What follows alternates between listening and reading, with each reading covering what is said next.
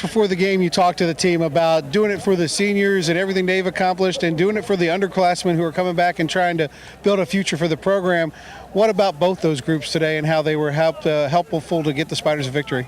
Well, first off, I said to the team in the afternoon, if we don't turn the ball over, I guarantee a win. We will win the game if we don't turn it over. How many turnovers we have, Matt?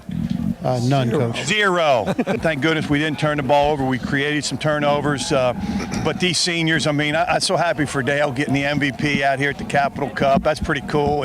And so they've done so much and won a lot of football games here. And we also talked about the underclassmen and giving them a jump start to next year. And I mean, we got to do a lot of things. We got to do a lot of things different.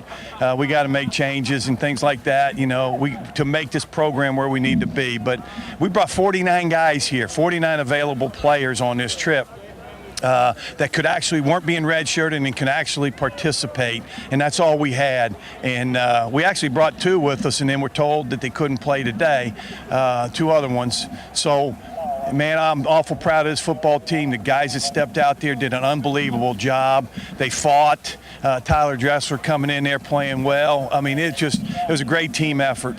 All the things going into this game, with it being such a big game for William & Mary and a send-off for Coach Laycock, all that, everything on paper would indicate that the Spiders were at a pretty big disadvantage.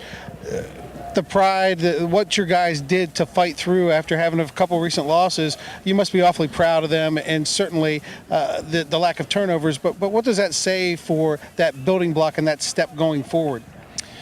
Well, I mean, it's great. The one thing I did say, and I guess you heard, it was, you know, let's go play for these seniors. And I wanted them to have a great experience, a great memory, and I was hoping our players could get that for them. And then also about the guys that are coming back. And but you know, there was a lot of emotion with Coach Laycock. But the bottom line is, Coach and I, neither one of us are catching a pass. Neither one of us are blocking anybody. And when it's all said and done, it's what happens on the field between the lines. And you know, the emotion was there. But, you know, I feel for him. But I guess the only consolation is now he'll go down in the record books tied with Lou Holtz, which is pretty impressive. Now that'll tell you right there, you know, how big a deal he is and what he's done at this place. When you look at your coaching record at both sides of this coin, now you've won 90% of the games, regardless of which side of the field you've been on. Well, it's 20. It's an easy division to do for a Richmond guy. So, but when you look at this rivalry and the emotion that went into it, how do you feel like this rivalry is going forward?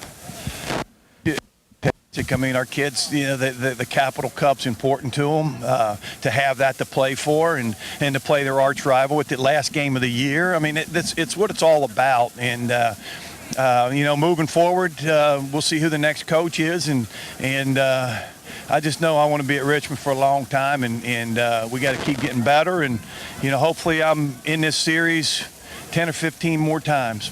Now that the regular season's over, what's next for you and the coaches? What do you do now? Evaluate the season? I know recruiting, things like that coming up. What's next on your agenda? Well, next week, Monday, Tuesday, and Wednesday. Monday and Tuesday, I'm going to meet with all the returning players.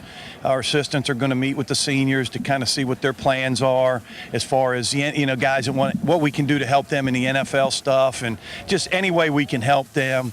And then Wednesday we'll meet and we'll start recruiting on Wednesday. We'll meet about the recruiting weekends. You know, we'll go over the personnel, our personnel coming back, obviously. So, and then after Thanksgiving on that Sunday, we'll be out recruiting, and it'll be 100 miles an hour. Coach, thanks so much. Congratulations. Thanks, Matt.